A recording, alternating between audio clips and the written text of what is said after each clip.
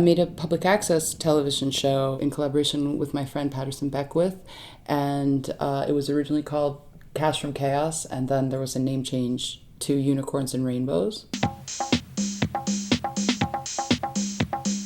Hello, and welcome to the show. I think it was on for 3 years. It was once a week, 2:30 Tuesday mornings on Manhattan Neighborhood Network that just showed in Manhattan.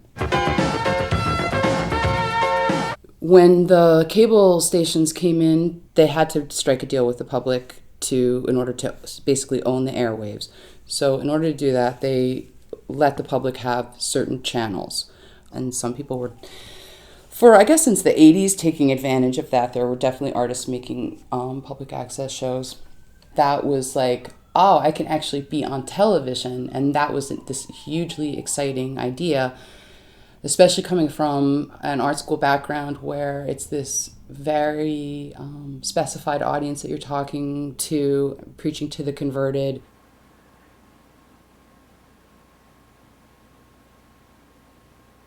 There was no language censorship. We weren't really doing too much that was so radically, controversial. One rule we broke that I guess somebody called and complained, and the show was canceled, and then we just picked, that's why there's 2 names of the show, because we just picked it up under a different name. We were so afraid somebody was going to figure out that it was the same people, that we wore masks and tried to disguise our voices, and suddenly we were like, nobody cares, nobody's watching, why are we... There's no reason to. So the masks came off. The most boringest show in the world. Cash from Chaos. And there was something great, too, about having that deadline. We had to make a half an hour every week. And we did it by the skin of our teeth. Every week it was up to the last minute. And we were editing from VCR to VCR. It was really very DIY. But so exciting. It was really exciting that we could... essentially be competing with, network television shows or cable television shows. And often from my own obsessive television watching, I would turn to public access and be more entertained, be more stimulated by what was going on in this sort of no man's land or outlaw land. I'm just going to try this. The great thing about it was we were on at 2:30 in the morning on Tuesday night, so our demographic was people that didn't really have a maybe 9-to-5 lifestyle. What are you doing awake? It was like putting a fish hook out there, and we, just with any art, the people that need to bite do bite, and you find your audience. I think after maybe the first season or first year, we had a voicemail box. So people could call and leave messages about what they were watching. And that was really exciting. After the show would air, we would check our voicemail. And it was something like being back at art school, because it was this immediate crit. But a crit with people that were, really mostly under some influence of something or or very sleep deprived or something. Why don't you call us if you have any stories about restaurant experiences maybe you've had?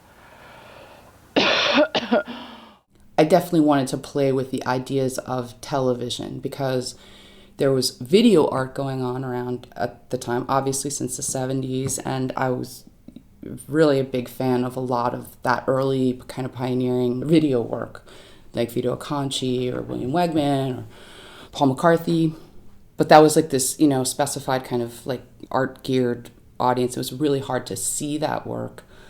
But particularly video was really, there were a lot of sort of dinosaurs teaching with tenure that had been around since the 70s, but had really drawn very hard lines between art and television, or video art and television. And, making proclamations at the first day of class, no music videos, you can't use music, you can't, do this. And everything that basically was exciting about television was denied us, because that's not art.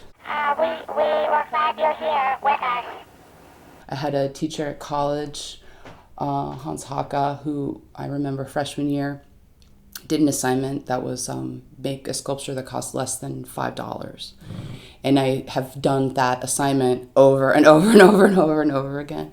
Which I think is another reason why video was appealing to me as opposed to film, where you really do need kind of a crew, and it costs money to buy the film, and the editing, everything costs a lot more money to make a film. What's your prediction for the future? More of the same. Yeah, more crap movies with Demi Moore, and more crap movies with Hugh Grant, and more crap TV shows that are based on crap movies. Great. I watch a lot of television, and everything winds up somewhere down the line being reworked, and I've tried to purposely kind of start like, okay, I want to do a dating show. I want to do a nature documentary. I want to do a series of advertisements. So, I go in it with like, what am I watching a lot of now? Let me do my version of it. Could Melrose get any better? That is my question I'm posing to you this week. We really explored, all of our kind of interests at the time. Patterson was obsessed with McDonald's, I remember, and robots in particular. So we went to a lot of establishments that used robots, I guess. A fry making robot, a sushi making robot, things like that. Do you understand? We did a lot of crank phone calls. That was a really fun aspect of the show.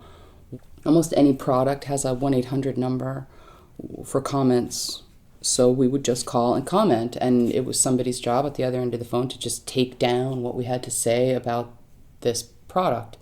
I just wanted to compliment you because I've used your products before, mostly to kill insects around my home. And I'm really, really excited about these candles. I just can't say enough good things about them. Yeah, a lot of like late night tours of the city, I guess. Like a lot of just, it was fun to just have this little video camera and be able to run around and videotape our friends, or, just kind of roaming and filming what we saw and commenting. We did like a fake call-in show. We were VJs for a show. We showed music videos. Sometimes following television sort of tropes, and other times just making up our own kind of television that we, wanted to see, or just playing with the camera.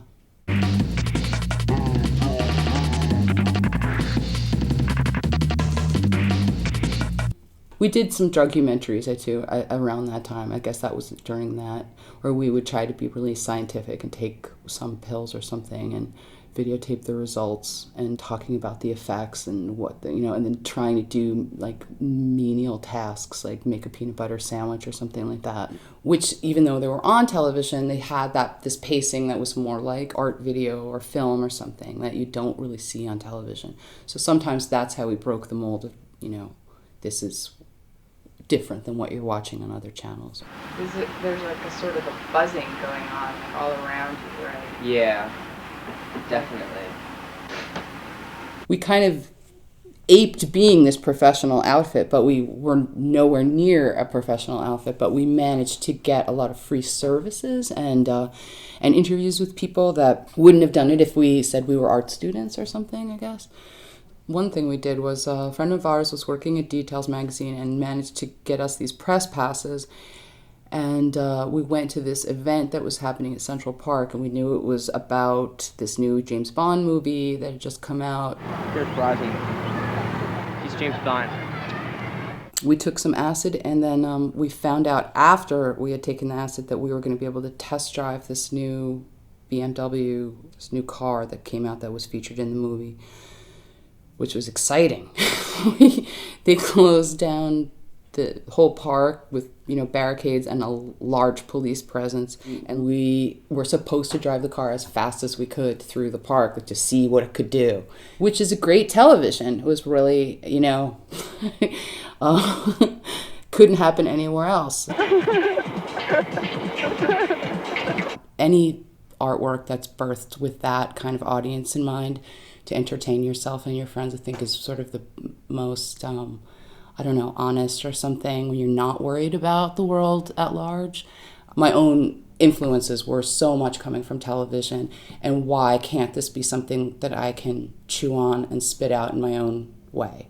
I hate those terms, high, low culture, but, a fashion magazine can feed you just as well as you know, a book of photography can, you know, or a visit to the museum can. It was a great experience, but you know that we kind of moved on after 3 years. We were ready to sort of say, yeah, okay, done with that now.